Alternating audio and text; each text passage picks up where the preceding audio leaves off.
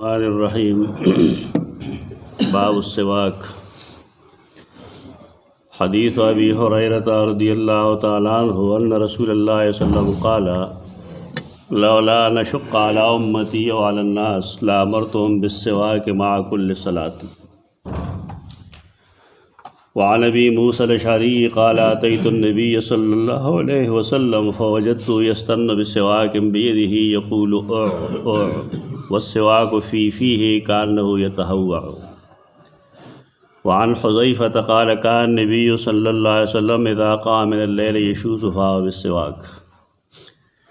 یو باب کے دریا حدیث دی مسواک سرے تعلق دے. مسواک نہ دے دے میم زیر دے مسواک ساک یسوکو مگل توئی ساک شے دلکہو یسوکو دلکہو مگل. مسواک اسم اعلی دا او دا ہر آغی چخ چی تویلی شی آغی ڈکی تویلی شی دا اراک ہونا دا دا غینا ڈکی وشو کئی او دا غاخونو صفائی دا پارا غی استعمالی گی. دا غی خوندم تریخی پیلو وردوئی پائے باندے بدبوئیم ختمی گی. صحابہ کرام و رسول اللہ صلی اللہ علیہ وسلم با دیلا ترجیح پدے ورکولا دا دیسیز استعمال لاؤ پر حجک بے امدہ استعمالو چکم بد وگم پیدا کی پخل کے ناغت دغی سر ختمی گی.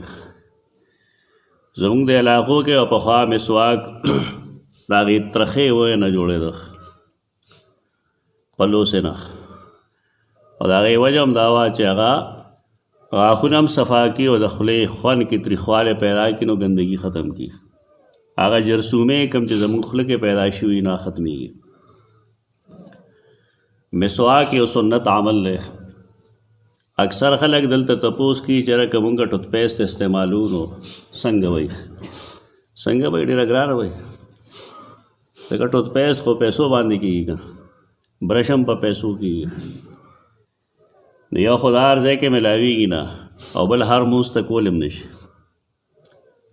سوک با پینزو وقتا ٹوت پیسٹ کی چا سر با دمرا پیسی چا کالیو سر مسلسل کی اسو کی چکی نا غیم دو پاسے دو پا وقت کی گئی اور بیاد املاستے پا وقت کی گئی میاس کے درے وقت آغم نشی گولا. تو سنت اتباع عمود دکارا کافی دا. آغا یو چخ چی آغستل چی دا غی سر نرم کلیشی و غسلے پا غاخونو باندے و پا جو باندے ہوئی دا مسواک دے دیڑے رفیدی دیخ. البتہ بعد روایتون دے باب کے خلق کمزوری ہوئی. مثلا جو حدیث کرا دی چی یو سڑے یو مسواک سره یو منځو کې او بل سره بے مسواک او یا منځونه کړي دا یو برابر دي. دا روایتونه ثابت نه کمزوري. د مسواک اهمیت هم شته دا غي فضایل هم شته لیکن دا روایت صحیح نه ده.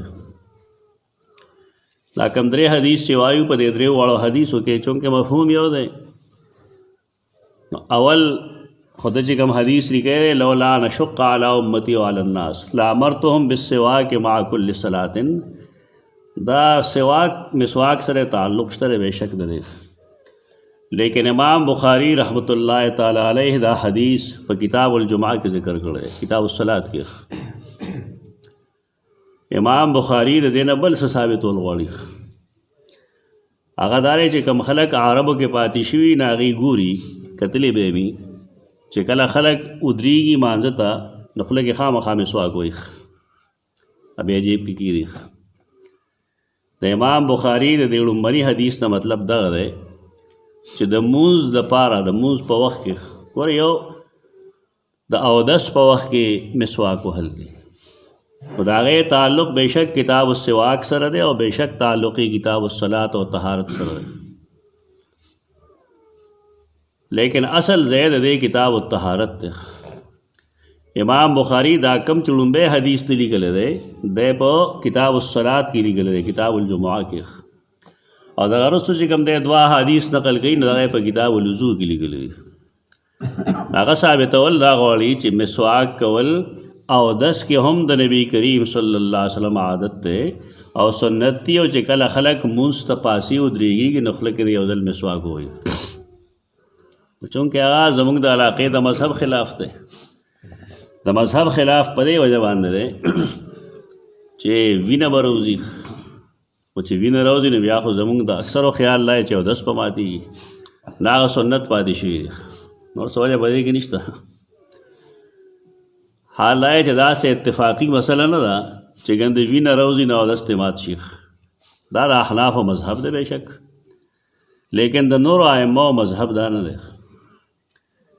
بار کې دا خو دې کې علمي نقطه وه پکار دا و چې دا لومبنی حدیث درستو نقل کړی ځکه امام بخاري دې نه دا ثابتول نه غواړي کوم چې ته دې ثابتوي سیدنا ابو هریره فرمایي رسول الله صلی الله علیه وسلم فرمایلی دي لولا نشق علی امتی که چېرې ما ته دا نه محسوسېدی چې خلکو ته به ګرانه پېښه شي نو علی امتی ویلی یا او علی الناس ویلی یعنی وروستو د یو راوي نه هېر شوي دي نسیان هېرېدل دا انسان خاصه ده زمونږ بابا آدم علیه السلام هغه باندې هم نسیان راغلی او الله چې هغه ته کوم حکم ویلو چې د هغونې ته مه نږدې کېږه نو قرآن فرمایي سورة طه کې فنسیه ولم نجد له عزما هغه نه خبره ایره شو او پختګي پکې ښکاره نه شوه یعنې د یادولو قوت یې کمزوری شوی یا عزم نه مراد څه شی دی د ګناه اراده خطا خو شو یېر شو دی ونه یې وخوړه لیکن لم نجد له عزما مونږ په هغه کې عزم د ګناه نه و موندلی خطا شوې ده لیکن د ګناه په بنیاد نه و چې د الله حکم خلاف یې کوه نسیان راځي انسان ته نسیان پر راوي هم راشي نسیان کله پر رسول الله صلی الله علیه وسلم راشي مخکې حدیث ویلی تاسو چې رسول الله صلی الله علیه وسلم یو ځل مسجد ته راغی صفونه برابر شو اقامت ویلی شوی و کادا یکبره نږدې و چې الله اکبر یې ویلی وی خو یاد شو ورته چې ما ته د فرض غسل ضرورت دی لاړ کور ته هلته یو لامبل واپس راغی صحابه کرام فرمایي د هغه ږیره کې ویښتو کې اوبه زلقې دی دې ته پهیره وایي پهیره باندې مسله نه پرېوځي نو دا یېر راځي لوی لویو خلقو نه راځي انبیا علیهم السلام نه راځي صلحاو نه راځي صحابه کرامو نه راشي نو که راوي چېرته غریب نه یېره شو نو خلک هغه نیغ نیغ وایي دا ولې یېر که بس یېر شو نو په دې څوک پابندي نه شي لګولی د دې وجه نه هغه وایي چې ما نه یېر دی اوس چې علا امتي یې ویلی که علی الناس یې ویلی دې ته احتیاط وایي خلک کار څه وایي نه وایي به لیکن راوي په رسول الله صلی الله علیه وسلم هغه ته نسبت یو داسې خبرې نه یي کړی چې یقیني طور هغه ته نه وي معلوم چې داسې ویلي دا اوس خلک ډېر تکړه دی که نه یو د ځان عربي جوړه کې پیغمبر ته یې منسوب کړه معلوم کافر دي ظالمان پیغمبر یو خبره نه دی کړې دی نسبت کې ورته بعضې خلک خو الله باندې هم دروغ وایي چې قرآن کې دا مسله داسې لیکلې ده دا کفر دی خالص و دا د راوي احتیاط دی چې رسول الله صلی الله علیه وسلم علی امتی ویلو او که نه علی الناس ویلو یو سړی چې دومره احتیاط کوي نو ته پوه شوې چې هغه په نورو څیزونو کې څومره احتیاط کوي د دین په باب کې او بالخصوص چې کله نسبت کې رسول الله صلی الله علیه وسلم ته د یو خبرې په کې د ډېر احتیاط ضرورت دی ما یو کار نه کړی یا مې یو خبره نه کړی یو سړی په ما ووایي او زه خبر شم د هغې نه په ما څه تېرېږي انساني مزاج دی خفګان پیدا شي غصه پیدا شي چې ما خو نه دا خبره کړې ده مې دا کار کړی هسې خلک د ځان نه کشید کوي نو دا احتیاط دی د راوي مقصد د دواړو یو دی که ما ته دا پته وی چې دا باعث د ګرانۍ نه دی زما په امت یا په الناس خلق نو خلق نو مراد به صحابه کرام شي او بیا امت شو نو لامرتهم بالسواک مع کل صلاة مع کل وضوء نه وي ها ځکه امام بخاري دا حدیث دلته نه نقل کړی نو ما به دې ته وینا کړې د مسواک کولو د هر مونځ سره د دې نه ائمه دا مقصد اخلي چې مونځ ته سړی ودرېږي چې خوله پاکه کړي. ټیک ده، اودس کې به یې پاکه کړي. د دې نه اهمیت ثابت شو چې مسواک کول څومره اهم دي. بل حدیث دے پیش کی دا حدیث دا ابو موسیٰ اشعری رضی اللہ عنہ هغه وی اتیت النبی صلی اللہ علیہ وسلم ز رسول اللہ صلی اللہ علیہ وسلم لغالم فوجدته یستن بسواک نوا امنداغا پدا سے حال کې چې یستن غاخونه پاکول، استنان او استینان غاخونه پاکول، یستن بسواکن غاخونه پاکول په مسواک بیده مسواک داغه پلاس کې او مسواک لاس کې غاخونه پاکول. غاخونه چې سړی پاکي مسواک باندې هغه دې پلن وي، یعنی د خي طرف نه اگست طرف ته، اگست طرف نه خي طرف ته. د غاښ د صفا کولو دغه طریقه ده. د غاښ د دننه د پاکولو طریقه دا ده چې مسواک خوله وسړی غاښ د پاسه نیغه نیغه په دمه دمه وي.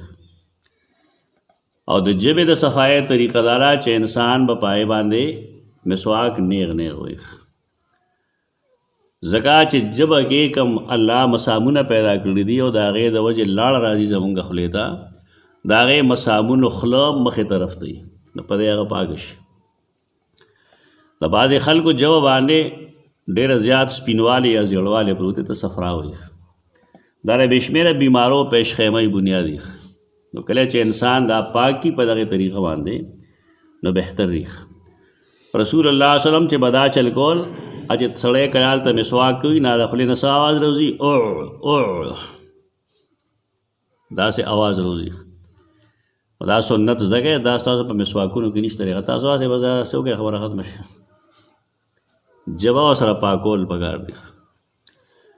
ژبه چې د انصاف صاف ستره شي د بیمارو بنیاد موزي او الله چې مونږ کم ذکر کوو الله یادو نه په ژبه یادو، د هغې د صفایه انتظام هم پکار دی. یقول او به کول، قول دلته ویل نه دی کول. والسواک فی فیه او مسواک د هغه په خوله کې و کانه یتحوع، گویا کې هغه قی گئی بنده چې الټی گئی که نه نو هغه شان اواز ته راوځي. د دې فایده دا وشي چې زمونږ سینه باندې دلته کوم ګن پروتي بلغم ملغم نږدې هغه هم راوځي دې سره. موږ دا چلنو نه راځي.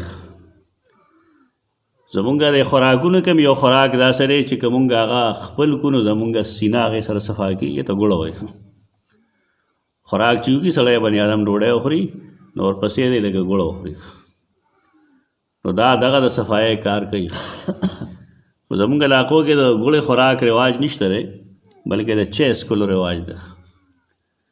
خو د هغې نقصان دا وي چې دا چا خېټه سم غرګي ټنګار کوي څه د بار نه وځي. کوی اسکی دغه شان دی، بس سم کار ده. په دې مې یو سړی پوه نه وي چې زما خېټه دومره سخته ده، دا کار دې پرېږدم که خوراک پسې چای مسکې نشنا او نه دوره. یقول او والسواک فی فیه کانه یتحوع. نو دې کې ترکیب وخت چې څه طریقې سره ګولي دا علا غیروزی او چې انسان خپل تعلق پاکوي. هلته بعضې خلک ګوته ورسوي او بعضې مسواک وهي. دا خو دوه موقع شوې، یعنې یو موقع د مونځ نه مخکې، یو موقع د اودس په دوران کې، او درېمه موقع سیدنا حذیفه رضی الله تعالی عنہ فرمایي کان نبی صلی الله علیه وسلم اذا قام من اللیل، رسول الله صلی الله علیه وسلم چې به کله د شپې پاسېد کلمات خو به ویل چې الحمدلله الذي احیانا بعد ما اماتنا، خو هغې سره به بل کار سو زمونږ د خلکو څه کاري نسواریان چې پاسې لومبی کار دی چې خوله کې شیطان کښېني چې الله نوم بنالم. دی اول کار د صحیح هغه نسوار اچولی، ټول عمر یې د الله په لار کې درېږلي ظالم، خو په دې نه پوهېږي چې نبي کریم صلی الله علیه وسلم د پاسېدو څه عمل دی، خوله پاکول. پاسېدو سره به یې څه کول، کان اذا قام من اللیل یشوس فاه بالسواک، پاکوله به یې خوله په مسواک. دا نه چې اوبه دې پرتې هر ځای کې چې پاسې نو بس مسواک به راواز په خپلو دوکانو به هغه پوسټ او خوله به کې به وهل شروع کړل د دې لپاره چې کم ګن د شپې د خوب په دوران کې زمونږ حلق ته راغلی چې هغه دننه لاړ نه شي هغه بهر توی شي. دا 3 احادیث دي او په دې 3 احادیثو کې د مقصد 3 مقامات ښودل دي د امام بخاري. یو دا چې د شپې هم مسواک کول سنت دي. زمونږ ساينس والا وایي چې کله سړی د شپې سملی نو مسواک دی وکړي که نور څه فایده نشته دی ما سوا د دې نه چې مونږ کوم خوراک څښاک کړي د هغې ذرات زمونږ خوله کې پراته وي نو که مونږ خوله صفا نه کړو نو هغه تعفن بدبو پیدا کړي او مونږ د خولې امراض پیدا شي. دا اسلام زمونږ د ډېر پخوانه خیال ساتلی دی لیکن کاش چې مونږ د خپل اسلام معلوم وي. د خولې بیماری په دې د ناصفایۍ د وجې پیدا کېږي. کینسر د ناصفایۍ د وجې پیدا کېږي د خولې. نو که سړی دې ته خیال وکړي چې سګرټ نه څکي چلم نه څکي نسوار نه کوي او دې نقایص هم یو بني آدم سګرټ څکوي ویل فرض نو د هغه سینه پیپړی بربادي شي د هغه آواز نه وځي خرنجار کوي نو دی ولې دې ته خیال نه کوي پرېږدي دا شی. موږ چې کله سکول کې نو موږ ته استادانو ویل چې سګرټ یو داسې څیز دی چې د هغې په یو سر باندې صحیح اور او بل سر کې بېوقوف کمی چیز کی دی بیوقوف دی خر دی په دې نه پوهېږي دا زما لپاره څومره نقصان دی. پیپړې وچې شي بعضې پیپړو کې اوبه پیدا شي په دې وجه سګرټ دی.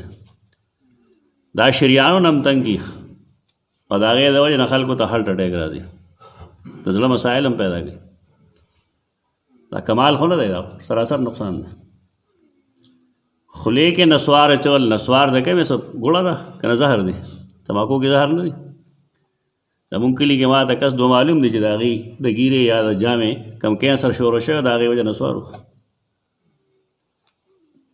دا دواړه څیزونه نقصان ده څیزونه دي کافي نقصان دی. پرېښودل پکار دی پرېښودی شي خو دې ته قسم نه دي خوړل پکار. زمونږ خلک قسم ورته وخوري سبا بیا ټینګېږي نه بیا وخوري. دې ته مصمم اراده وکړه دا کار کوم وکړه کله که اراده وکړه دا کار نه کوم مه کوه بس خبره ختمه. خو زمونږ ټول ژوند په دې کوم او نه کوم کې تېر شي.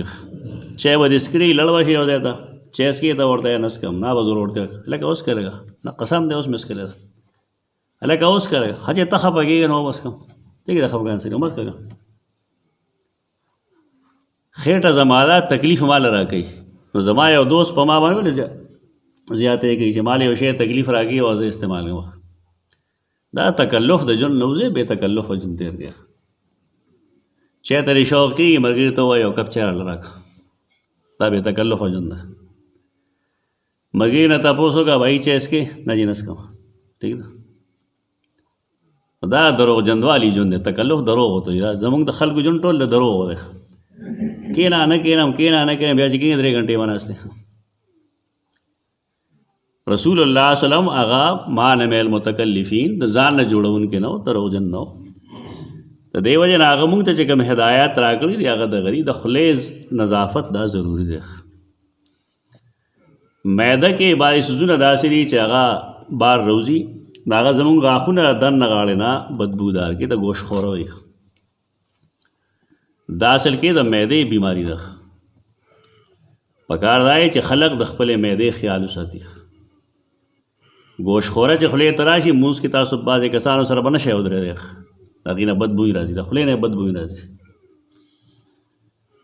د فقې په کتابونو کې یو مسله لیکلې ده چې یو سړی دی هغه یو ښځې سره واده وکړو یا یو ښځه ده او سړي سره یې واده وکړو او د شپې پته ولګېده چې د ښځې یا د سړي د خولې نه بد بوی راځي گوشت خوره ده پکې علاج یې نه کېږي نو دا سړی حق بجانب ده چې دا ښځه پرېږدي او دا ښځه هم حق بجانب ده چې د هغه نه خوله واخلي. د صفایۍ په ضرورت پوه شوی تاسو کله کله زه یم که چقړ نه جوړ کړي بعضې سړی چقړ نه جوړ شي هېڅ په صفایۍ نه پوهېږي نه پیزار صفایي نه د هغه کوڅه صفایي نه کور صفایي هېڅ ځای نه صفا. خوله صفا کول دا ضروري دي. د هغې وجه دا ده چې په دې باندې مونږ یو ځای کې ناست یو نو زمونږ غیر چاپېر ملګرو ته د خولې د ګندګۍ نه تکلیف وي او فقه کتابونو کې دام لیکلي دي چې یو سړي د خولې نه بوی ځي یا د هغه ترخونه څښایي نو دی جومات ته نه راځي، دی اول د دې علاج وکړي، صاف ستھرا دی مسجد ته راځي. د هغې وجه دا ده چې انسانانو ته خو ته هم تکلیف رسي، که انسان د حیا نه غږ نه کړي نو خو جدا خبره ده. خو د هغې نه علاوه ان الملائکة تتعزا، ملائکو ته هم اذیت رسي د هغه څیز نه د کوم نه چې انسانانو ته تکلیف رسي. او دا ټوله خبره د صفایه ده، د خولې د پاکول نه دی یوازې، انسان نه د بد بوی هم نه ځي. او ډېره حدیثو کې شته چې رسول الله صلی الله علیه وسلم د هغه ملګرو به وړی استعمالوله، بس د ګډو بیزو وړی. هغه زمانه کې مسجد کچه و، باران چې به وشو نو هغه به 2 ورځې او 3 ورځې به هغه راورېده. چا چې کچه کوټې لیدي که نه د هغې تجربه به وي ده چې یو ورځ باران به وشو نو زمونږ کوټې به 3 ورځې به دی که نه. دغه شان به د نبي کریم صلی الله علیه وسلم مسجد هم به ده. د جمعې روز به صحابه کرام جمع شو دغه شانته په وړی باندې چې پاس نه باران وریږي نو څه چلي بدبوي. هغه وفرمایل بیا چې راځئ جومات ته نو خوشبو لګوئ. دا آداب دي ټول، د دې آدابو خیال ساتل پکار دي. اقول قولی هذا استغفر الله لكم.